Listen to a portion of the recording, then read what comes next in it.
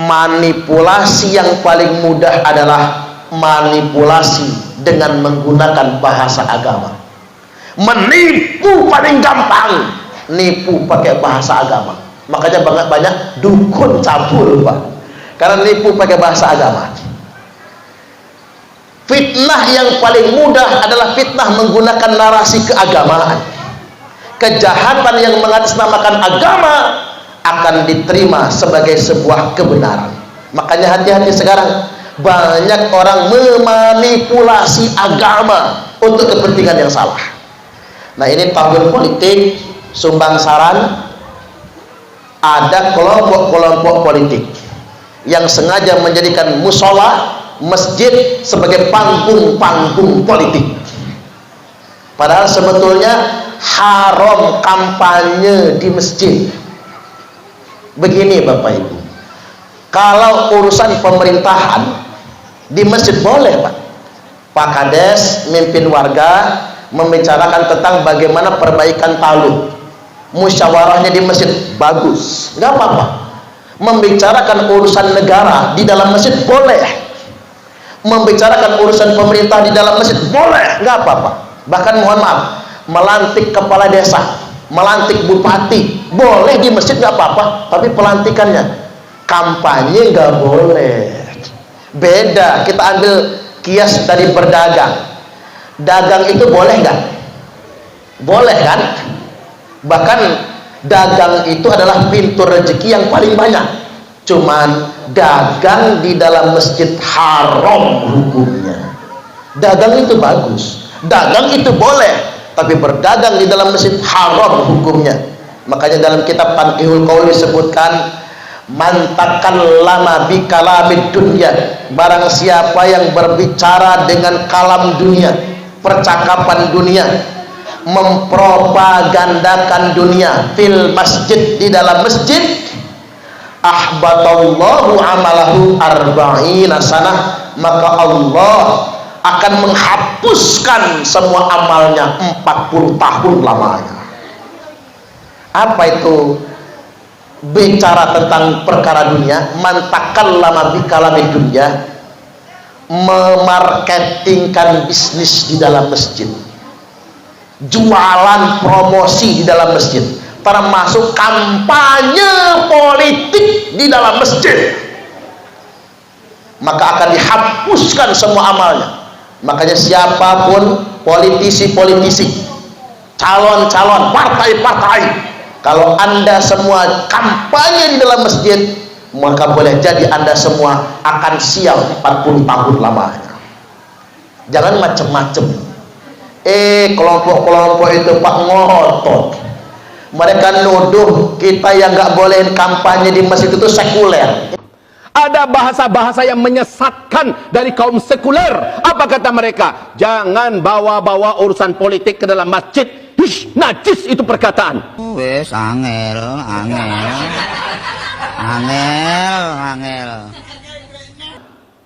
Jangan bawa-bawa urusan politik ke dalam Islam. Urusan Islam ini sebatas masjid saja. Untuk urusan politik itu urusan raja, itu urusan pemerintah di luar sana. Najis itu perkataan. Angel temen tuturamu. Ini ngotot itu.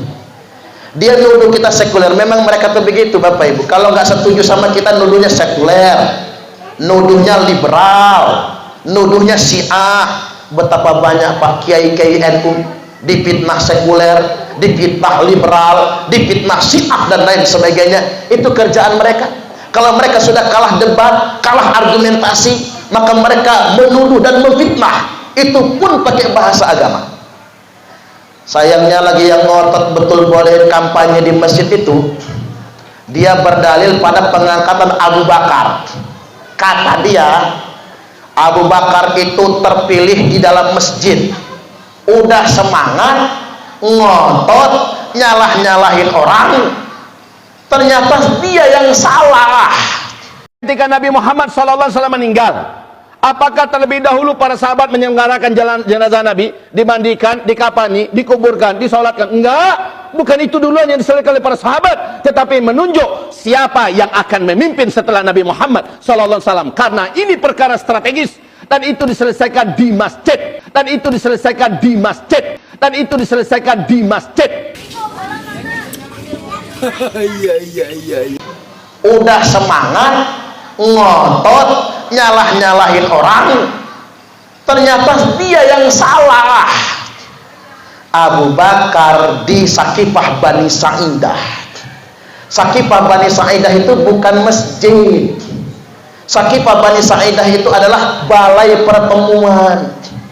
Nabi wafat, mengapa para sahabat tidak membicarakan pengganti Nabi di dalam Masjid Nabawi? Karena menghormati masjid. Mengapa berbicaranya di balai pertemuan Sakifah Bani Sa'idah?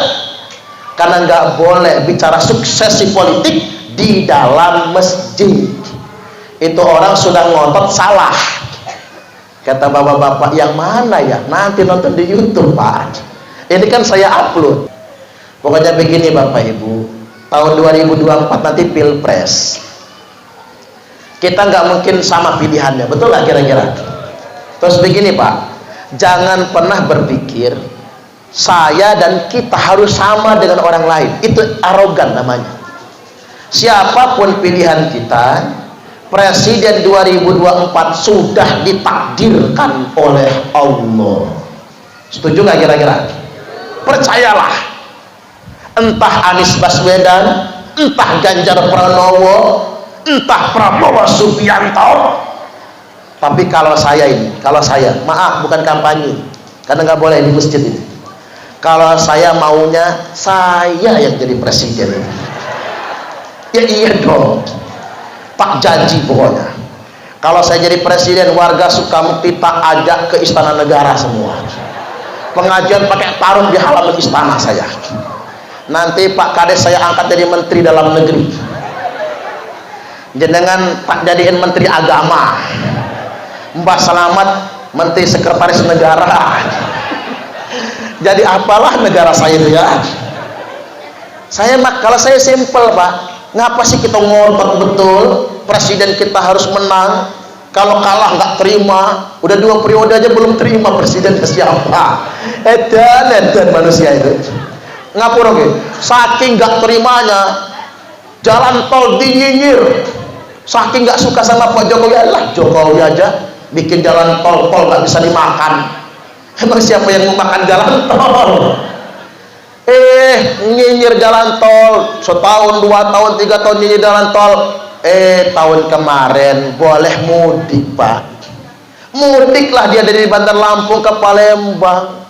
Pulang mudik pakai jalan tol kan? Enak kok sekarang 3 jam nyampe Palembang. Kata saya Jokowi menang langsung dia. Jangan benci kelamaan Semua pemimpin itu ada baik ada buruknya, betul nggak kira-kira? Ya kalau saya ngukur aja, kalau semua orang jelek di mata saya, emang kalau saya bagus kan belum tentu. Kalau saya jadi presiden, jangan-jangan miring Indonesia ini Pak, atau jungkir balik Indonesia ini, kan begitu. Kita ngukurnya sederhana, jangan ngotot betul jadi manusia merasa benar dewe. Nah saya ingin tegaskan sekali lagi, jangan mau dengan orang-orang yang memanipulasi agama. Tegasnya begini Pak, urusan pemerintahan boleh di dalam masjid, urusan kenegaraan boleh di dalam masjid, karena itu kemaslahatan umat, nggak apa-apa. Sekali-kali rapat tidak di balai desa, rapatnya di masjid, silahkan, barokah, nggak apa-apa, yang penting bersih. Sambil rapat, sambil ngaji, kita nggak masalah. Yang nggak boleh itu cuma satu, kampanye di dalam masjid, dan itu menurut undang-undang melanggar hukum. Dan ingat, mengapa orang memanfaatkan masjid sebagai panggung politik, panggung kampanye? Karena orang paling mudah dimanipulasi pakai bahasa agama. Seolah-olah begini, dia dewek yang Islam, dia dewek yang bela Islam, yang lain tidak. Kita ini mengamalkan Islam itu nggak perlu teriak-teriak bela Islam. Yang penting amalkan nilai, gitu dong. Bukan jubahnya yang dinilai, tapi niat kita, tujuan kita, amal dan konsistensi kita. Hati-hati dengan penipuan berkedok agama. Makanya saya jadi ingat cerita kiai saya, masuk akal ini ceritanya. Kata kiai saya, ada santri berak di kali. Pernah berak di kali gak sih Pak? Pernah ada santri berak di kali, lagi nongkrong berak di kali, disundul ikan jeleduk kecebur dalam kali. Santrinya kuesel, pulang dia ke rumah, ngambil jaring, ngambil jalak, pokoknya ikannya harus ditangkap. Dapat ikannya Pak, lele jumbo itu yang segede paha. Santrinya kaget, pantesan aku disundul ngantek kecebur, ternyata ikannya segede paha. Untung nggak salah nyundul dia tadi, kalau salah habis dah saya. Iya juga ya Pak, karena ada orang nongkrong di kolam, disundul lele, kotor, masuk rumah sakit Pak. Nah, dibawalah ikan pulang ke rumah, tapi santri ini bingung, niki iwae halal nopo haram. Ya kalau ikan mah halal, cuman ikan yang nyundul itu halal enggak kalau dimakan. Bingunglah santrinya, dibawa ke rumah guru ngaji. Sampai rumah guru ngajinya, dia tanya, Pak Ustadz, kula badhe tanglet. Tanya apaan?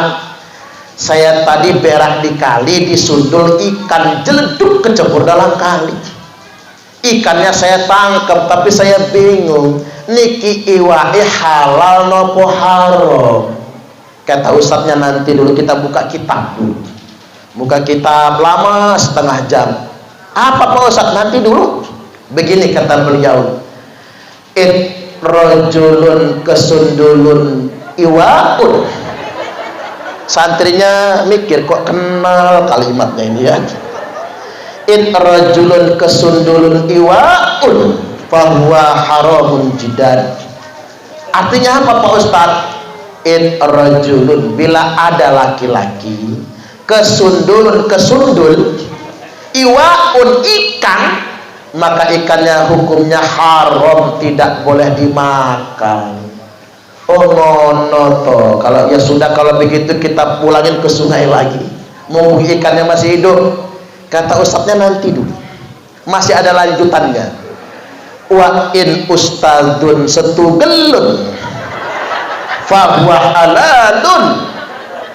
Tapi nek ustadze entuk setugel alias parohan halalnya. Oh ngono. Ya sudah Pak Ustadz, kata si santri, pengen bagian pala atau buntut, atau kita belah tengah dua. Kata ustadznya, nanti dulu, masih kurang ujungnya. Wa in ustadzun kabehun wa huwa halalun jiddan. Tapi nek ustadze ento kabeh halal tenanan, sampean masuk surga. Udah Pak, ketemu surga. Ya sudahlah Pak Ustadz, ambil aja semuanya. Artinya Bapak Ibu, itulah manipulasi. Ada orang-orang yang mengatasnamakan agama tapi untuk kepentingan manipulatif. Makanya hati-hati kita di kampung, jangan gampang percaya dengan hoax, berita bohong dan lain sebagainya. Setuju tidak kira-kira? Kita warga Sukamukti, Kecamatan Mesuji, menolak politik identitas. Setuju atau setuju? Tepuk tangan dulu. Pan enak masuk YouTube-nya nanti.